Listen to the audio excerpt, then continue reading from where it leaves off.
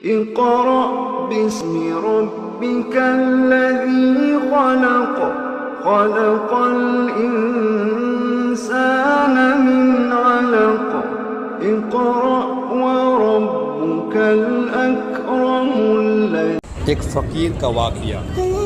بارش ہو چکی تھی مگر تیز نہ ہونے کی وجہ سے بازاروں میں کیچڑ بھر چکا تھا۔ ایک فقیر ٹوٹا ہوا جوتا پہنے بازار سے گزر رہا تھا۔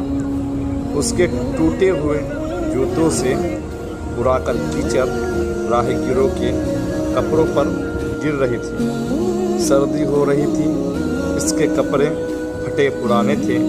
تھوڑی دور گیا تو ایک حلوائی نے دودھ کا ایک گرم پیالہ اس فقیر کو دیا۔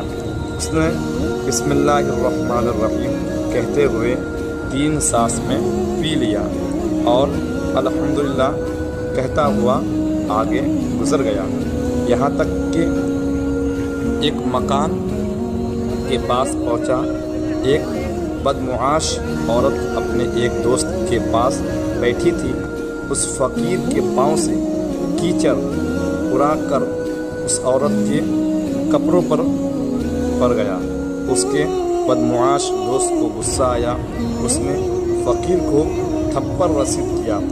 فقیر نے مار کھا کر کہا، یا اللہ تو بھی بڑا بے نیاز ہے، کہیں دودھ پلاتا ہے اور کہیں تھپڑ رسید کراتا ہے۔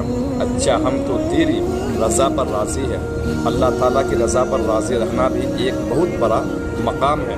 جو لوگ مقام رضا پر فائز ہوتے ہیں وہ اللہ تعالیٰ سے دعا کرنا بھی جرم سمجھتے ہیں۔ وہ کہتے ہیں کہ جس حال میں وہ رکھے اس حال پر راضی رہنا ہی اس تک پہنچنے کا صحیح راستہ ہے۔ یہ کہہ کر فقیر آگے گزر گیا۔ اس بدمعاش عورت کا دوست مکان کے اوپر چڑھا، پاؤں پھسلا، سر کے بل گرا اور ختم ہو گیا۔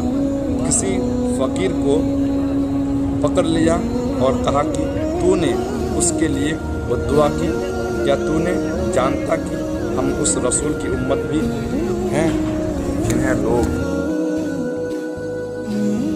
پتھر مارا کرتے تھے اور وہ اس کے جواب میں دعائیں دیا کرتے تھے۔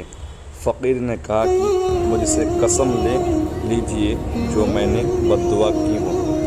اس نے کہا پھر وہ کیوں مرا؟ فقیر نے کہا بات یہ ہے کہ دوستوں کی دوستوں سے لڑائی ہوئی ہے۔ عورت کے دوست کو غصہ آیا، اس نے مجھے مارا، اور میرے دوست کو غصہ آیا، اس نے اس کا کام تمام کر دیا۔ اس میں میرا کیا قصور ہے؟ ولی اللہ کا دوست ہوتا ہے، ولی اللہ کا معنی دوست ہے، اور دوست کا دوست کو پاس ہوتا ہے۔